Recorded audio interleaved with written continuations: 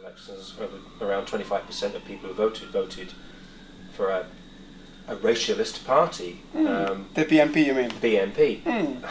What is your warning from history to people? I think racism is a child of ignorance. Whether you color it in the name of we are fighting for British values, what does that mean? And my challenge to people who have narrow-minded views about other people of other cultures is the first question I would ask: which boat did you come into this island? Even if you look at Mr. Griffin, the leader of the BNP, he claims to be pure British. What is that? Which boat did he come into this island?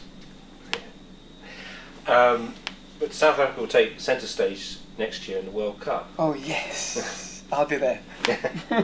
That's going to be a very important time for South Africa, isn't it? Oh yeah. So it was 1995 to see our first black African president wearing the Springbok shirt and lifting that cup. For the whole world to see that South Africa has become a unified nation.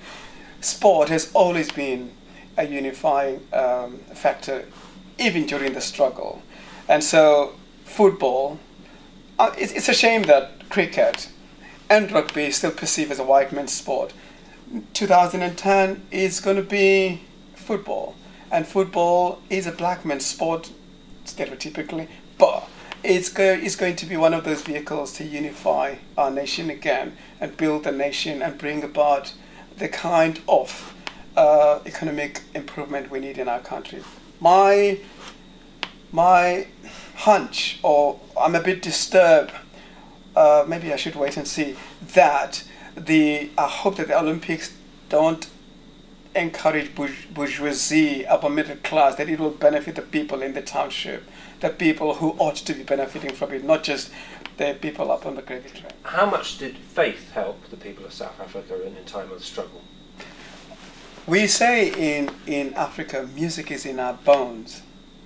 And we say God is in our bones. I find it hard to listen to Africans saying that they are atheists, that they don't believe in God. Whether it's the God of the Bible, the God of Islam, the God of the African traditional religion, faith has always been an integral part of our human experience and our human struggles. For example, you would have figures like Desmond Tutu, who is a well-known figure, a man of faith, who stood firmly against apartheid. Alan Boesak, Frank Chikane, my father, and many others, even the founders of the African National Congress, they were people of faith. And we would sing songs like Siphamandla Nkosi, Lord give us power. So there was always that dimension of God, please give us the power as we are faced by the Boers with his barrels of the guns. The Truth and Reconciliation Commission was almost a quirk of history, whereas we've had Nuremberg trials, war crimes in The Hague, but South Africa had the Truth and Reconciliation Commission. Could that only happen in South Africa? Desmond Tutu has always referred to South Africa as a rainbow nation, and South Africa is one of these complex countries in the world. You see poverty, you see exploitation, you see riches, you see all of those in one country, and you see pain and you see joy, you see the creativity of South Africa through music, through dance, through poetry, through arts, and you see the pain that was inflicted by this evil, demonic regime called apartheid. But the thing that I love about South Africans is that we were not prepared to be the victims of history, but to be the victors of history. And hence the important role of the Truth and Reconciliation, to bring about, to recognize that we've hurt one another, but we don't want to be prisoners of our history. We want the world to be a better place through love, forgiveness, understanding. We are the only country in the world that was prepared to hang our dirty washing. Not because we were so dirty, but because we were willing to put the past to pass.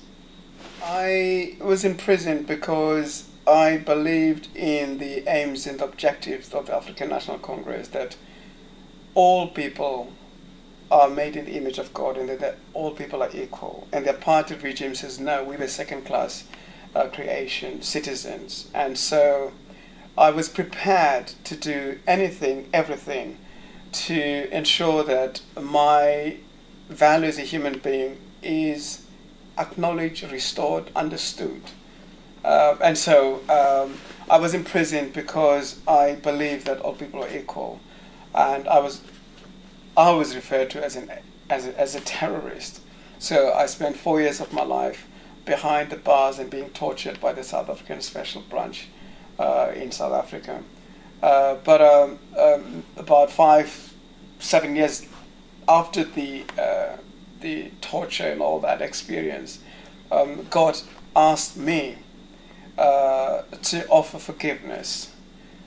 Humanly speaking, I didn't want to, but I had to do it in obedience to God, one. But two, I also recognized the fact that the people who oppressed me, they were fellow human beings. Psychologically, I needed to release them from that baggage of hatred and all this stuff. And I went to the Mr. Swartz, Mr. Speaker van Wyk, and I says, Meneer, which is say in Afrikaans, I'm here to offer you forgiveness. And I remember Mr. Swartz, he took off his glasses and he burst into tears. I did that not because I was superhuman, because I wanted to liberate my fellow white South Africans, because they are also human beings. They were lied for by the apartheid to see me as a non-entity, as a non-human being. So I had to restore their humanity. Was there such a thing as a typical day in prison? No, there isn't, because you hardly sleep anyway, because it was solitary confinement, and the reason you were there, they were there to damage you psychologically. They wanted the information out of you. Solitary confinement drives you up the wall. So to keep myself insane, I had to do exercises and make sure that I don't disclose the stuff that they thought they wanted out of me. So there was no typical day. It was just torture.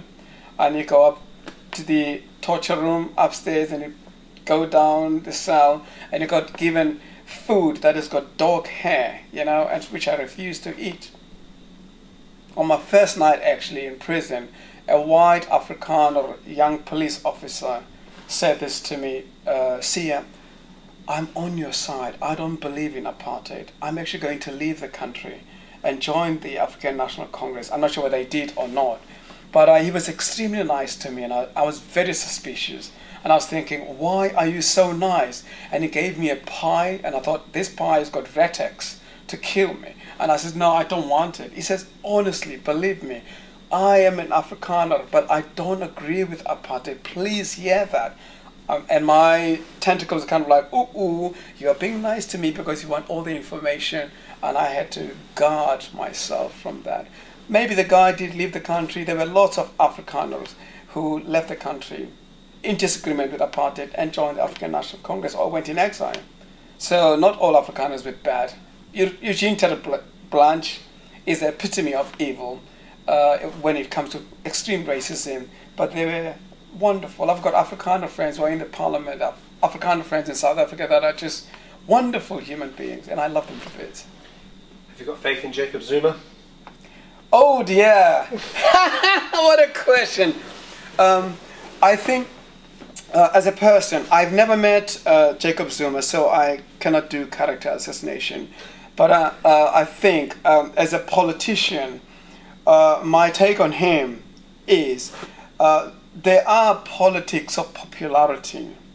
And my take on him is I want to push aside popularity and see if he would deliver. And South Africa needs a leader who is going to deliver the goods. He says, I am going to make poverty end, and I want to see the results of that. That is my take. He is a very popular man.